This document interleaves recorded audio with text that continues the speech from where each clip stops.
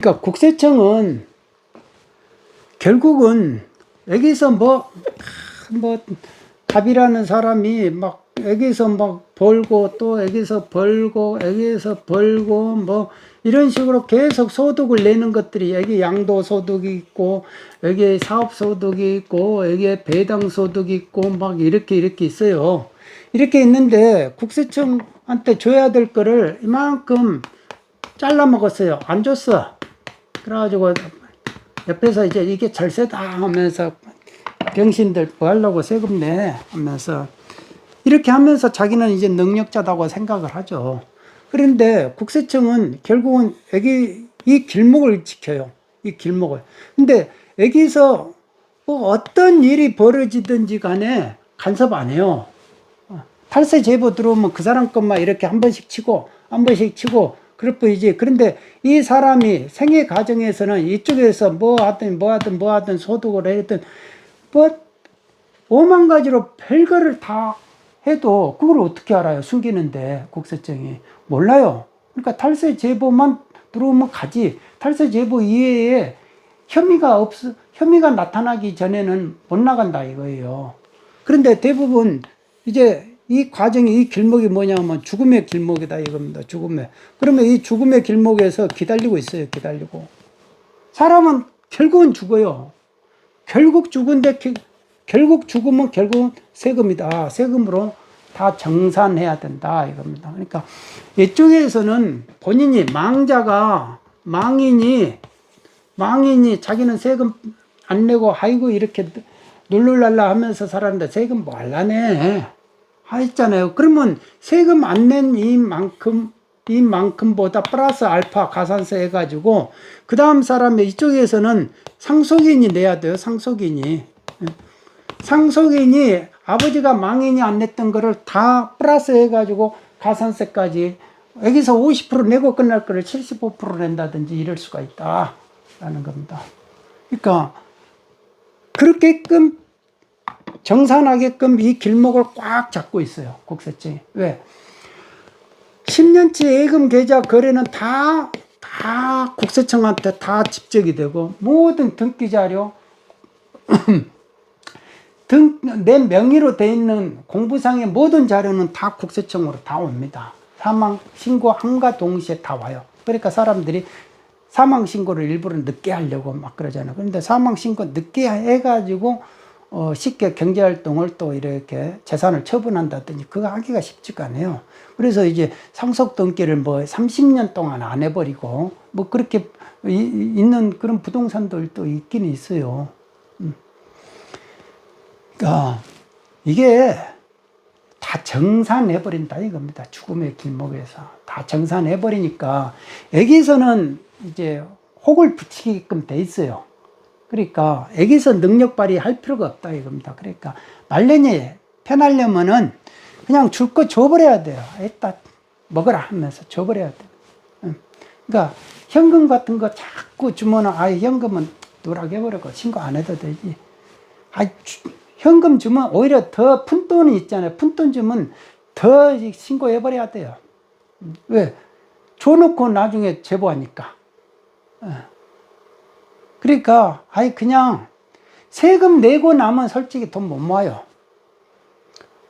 돈이라는 거는 본능의 길목에서 마약, 섹스, 도박 막 이런 데가 현금 장사하니까 엄청 많이 받잖아요. 그리고 브로커리지. 여기 뭐 이렇게 대장동에 뭐 이런 데 나오는 사람들 그 브로커들이 브로커리지잖아요. 현금으로 돈이 오고 가고 계좌로 안 가고 한 것들은 다 그게 어디서 소득 뭐 신고합니까? 신고 안 하지. 그러니까 그런 현금으로 받는 그런 사람들이 돈을 많이 번다 이거예요. 그 본능의 길목에서 보니까 돈을 많이 벌죠. 근데 신고 안 하면은 그만큼 재산이 늘어난 만큼 이쪽에서 정산을 해야 된다. 그러니까 어떻게든지 이쪽에서 정산을 못 받았도록 뭐 어떻게 여기에 페이퍼 컴퍼니를 만들어 가지고 저기 조세피난처에다 어쩌고 이렇게 하는데 그거는 그야말로 재력가들의 일이고 그것도 돈이 많이 들어요. 그래가지고 막 해가지고 어디에 수출 대금 주는 것처럼 수입을 해가지고 수입 대금을 지급하는 것처럼 이렇게 돈을 보내주고 막 이런 거는 그야말로 대기업 회장들 정도 돼야 뭐를 역할을 할 수 있는 거고, 주가 조작도 저쪽에다가 여기에 펀드를 만들어 가지고 할 수 있는 그런 사람들, 내로남불 산성 안에 있는 사람들의 영역에서 그거를 또 돈 주면 또 도와드릴 거 없을까요 하면서 뭐 해주는 사람들이 존재해요. 존재하는데 이제 나중에 그런 사람들도 언젠가는 한 번씩 잡히니까 괴로울 뿐이죠. 그러니까 한 번 잡히면 확실하게 해버려야 되는데, 그 내로남불 영역 안에 있는 경우는 봐도 나는 맞다 하는 그런 우리나라의 이게 공직자들의 부패 문화가 존재하거든요.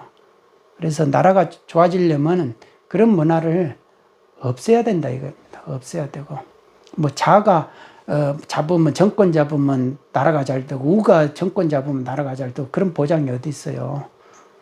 고려시대 때 불교가 국교였잖아요. 그런데 고려시대 불교 종교 때문에 나라가 망했어요. 고려가 망하고. 그러니까 조선시대 때는 성리학으로 해야 된다 했는데, 성리학으로 해가지고 오히려 더 탈레반이 돼가지고 사람을 고려 때보다 더 힘들게 만들었잖아요. 그래서 나라가 망하는 거 아니에요.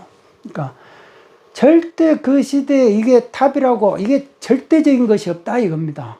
어떤 종교든지 간에 어떤 이념이 사상이든지 변해야 되는 거예요. 그 시대마다 변해야 되는데, 변하지 않았고 고집하고 있으면 다 같이 멸하는 거죠. 그러니까 우리가 이제는 이 세금 이런 것도, 세법 이런 것도, 우리 이제 문화도 점점 변해야 된다라는 겁니다. 공직자들의 태도 이런 것도 다 변해야 돼요. 이 사고가 반나 언제까지 이념 대립하고 있습니까? 그 언제적인 건데요. 이념 대립하면 이미 끝났잖아요. 북한이 잘 삽니까? 자유대한민국이 잘 삽니까? 이미 끝난 이념 가지고 왜 또 싸우냐 이거예요. 그거는 그 사람들의 생존권 때문에 그런다 이겁니다. 대부분의 경우가 부패한 사람들은요, 자기가 돈 벌기 편한 그쪽으로 몰고 가는 거죠. 공산 다 돼가지고 우리가 뭐 나중에 뭐 다 숙청당하고 뭐 이런 거 생각 안 한다니까요. 지금 당장 눈에 벌게 가지고 내가 지금 나한테 이득이 되고, 내 한 직급 올라가는데 이득이 되는 정권, 내가 돈 버는데 좀 이득이 되는 정권, 내가 지금 이 카르텔을 유지하고 카르텔 속에서 내가 진입하게 돈 벌기 좋은 정권, 그 기준으로 생각한다니까요. 세금 뭐 많이 안 올리고 말이죠, 뭐 이렇게 하는 정권, 뭐 이런 식으로. 그러니까 전체적인 거를 봐야 되는데, 목전의 것만 보다 보면 다 멸망하는 거 아니에요. 독재 정권이 그래서 경제를 전체 거시적으로 안 보고 맨날 포퓰리즘으로 이렇게 인기 위주로만 이렇게 하다 보면은 나라가 망해버리잖아요. 뭐 계속 통화량을 찍어버리니까, 화폐를 찍어버리니까. 그러니까 그런 식의 나라들은 결국은 다 망한다 이겁니다. 그러니까 우리가 이런 세금도 상당히 중요한데, 우리가 이제 가만히 생각해 보면은 자기 인생관하고 달려 있더라 이거예요. 인생관하고 달려 있어서 자기가 인생관이라는 거, 죽음을 생각하면은 내가 어떻게 살아야 될 것인가, 그게 나온다.